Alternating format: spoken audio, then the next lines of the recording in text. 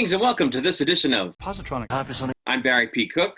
I want to talk to you about the latest episode of Superman Lois from season 2. It was called Into Oblivion. And as it starts, we have a flashback to when Natalie first crossed universes.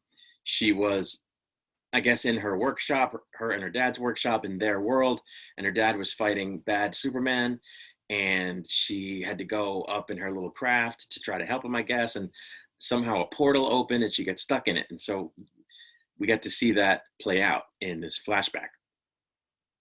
Meanwhile, John wakes up in his hospital bed back in the present and mistakes Lois for his Lois. And it turns out that maybe he's having some sort of memory loss because of his injury that should clear up. Next, at the 4 minutes and some odd seconds mark of the episode, we're at Lana's as Kyle picks up the kids for school and Lana is prepping for a debate. And there's a little scene there. And once again, nothing to do with the Superman plot whatsoever. Nothing to do with the comic book plot at all. And again, I don't mind looking at that actress. She's gorgeous and the acting is good. And even the stuff they're writing for them is good. Nothing to do with this comic book plot. And I don't know why it's there. Anyway, Clark and Lois tell Jonathan that the football team, had to forfeit all their wins because they discovered that at least one of the team members was drugging, right? And that he now has to tell whose drugs they were because he just has to, but he declines. Over in Bizarro World, General Anderson is telling Bizarro Alley that he has both pendants, and she realizes that she and other Alley can do the Ascension thing. Over at the school, Jonathan's girlfriend is accosted by her dealer who wants his money, I guess money owed to him for the drugs that she had. It turns out now that General Lane is temporarily back at the DOD, but he discovers that the half of the pendant that Anderson had in the safe is gone. Next, we see Allie and her people enter the mines with the pendants, and they seem to get sucked into a portal, except for the newspaper lady who was there to cover the story. And the people that got sucked in may or may not include Lucy. And it seems that General Anderson was there, and he made off with the pendants, which I guess Allie was holding, while Superman was saving the people he could save, which was really just the newspaper lady. Anyway, Jordan tells Jonathan he realized that Jonathan's girlfriend is the source of the drugs, but that he's not going to tell anybody.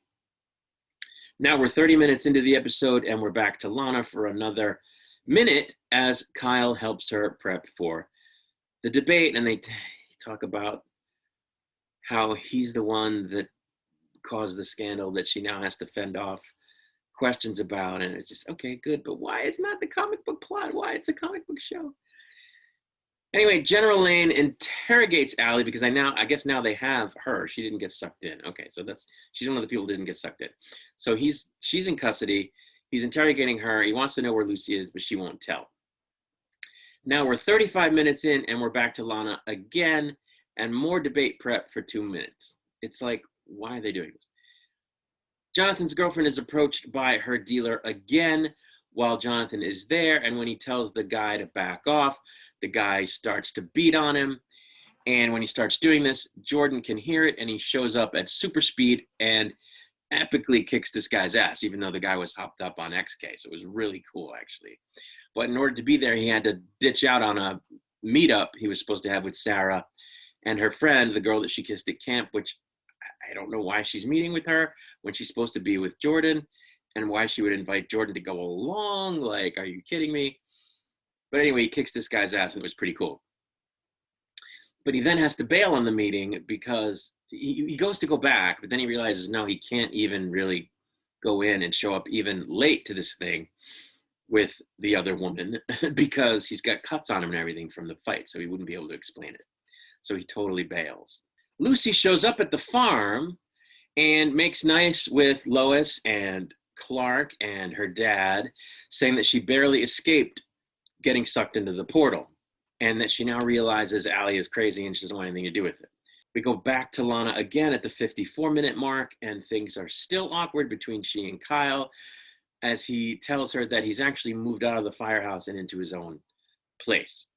Right before the episode ends, we see that Lucy is actually still working for Allie.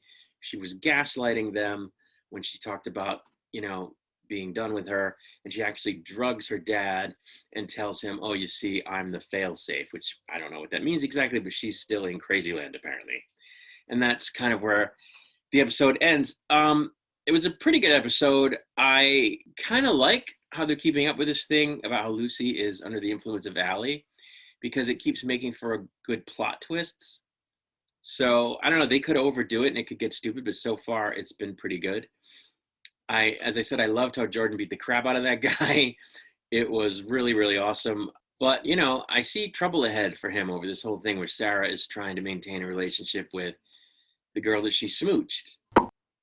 I think that's going to be like a Dawson's Creek-esque drama thing, you know, in this show, which, again, it's got nothing to do with the comic book plot. Anyway, for my taste, there once again was not enough Superman in this episode, but, you know, substituted for that, we had the scene with Jordan kicking that guy's ass, which I've said now 3 times was pretty cool, which kind of made up for it. I guess there's been some suspicion online that Anderson's going to become Doomsday, which I guess could happen. And certainly now with Allie locked up, there's room for someone else to come in and be the antagonist, at least until she gets out, assuming she does.